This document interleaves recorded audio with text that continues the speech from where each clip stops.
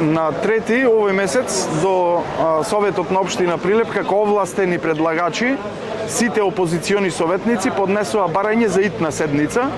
пред донесување на законските измени на Законот за минерални суровини и Законот за јавно-приватно партнерство и за концесии.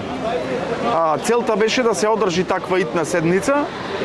час поскоро пред донесување на законските измени, од причини што Прилеп е еден од најзасегнатите градови со најголем број на концесии, а согласно Законот за минерални суровини секоја општина дава позитивно или негативно мислење во процесот на издавање на концесиите,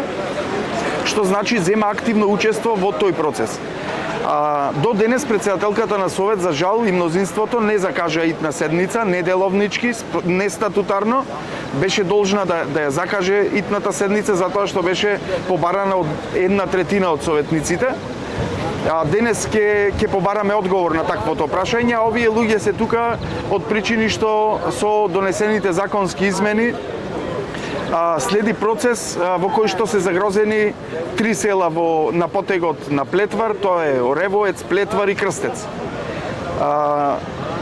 И како редовна точка на дневен ред го имаме поставено денес барањето да се задолжи градоначалникот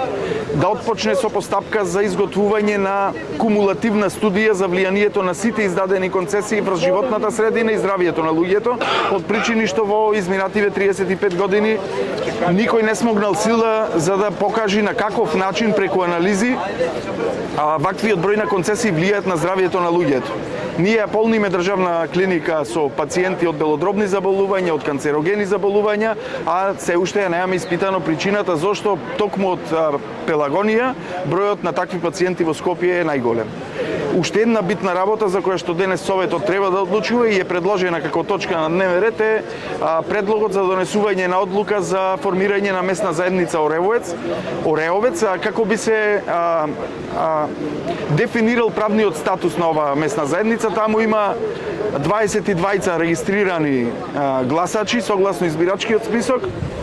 Постапката претходно целосно е запазена преку собир на граѓани, преку изготвување на записник, представник на тие граѓани и поднесено е барање за донесување на таква одлука. Општина Прилеп има и повеќе местни заедници со многу помал број на жители и не знам зошто таквата одлука до денес не е ставена како точка на дневен ред токму од владеачкото мнозинство. Така да очекуваме една дебата во која што ќе добиеме одговори, а ќе побараме и одговорност од председателот на Совет од причини што ваквиот начин на постапување и игнорирање на иницијативите на опозицијата, посебно кога тоа законот го наложува да е 1/3 и таа има должност да ги слуша таквите иницијативи, подсетува на едни далечни времиња кога власта ја нарекувавме режим. Добар ден, почитувана Македонија.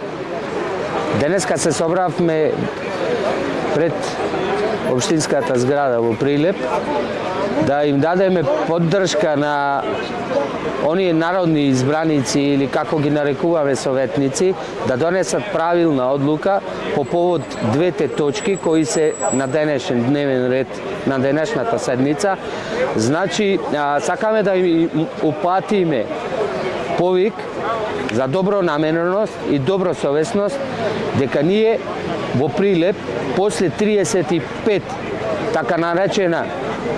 независност во оваа држава бараме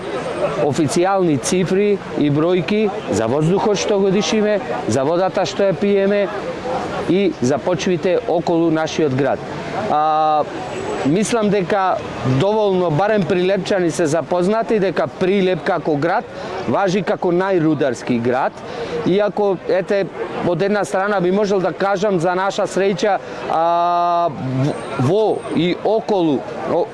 градот Прилеп се наоѓаат околу 85 до 90% од минералните богатства на Македонија. За наша среќа можеби немаме металични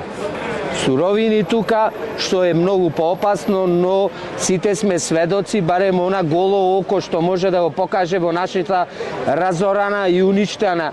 животна средина, од која ни доаѓа премногу мермерна прашина во градот.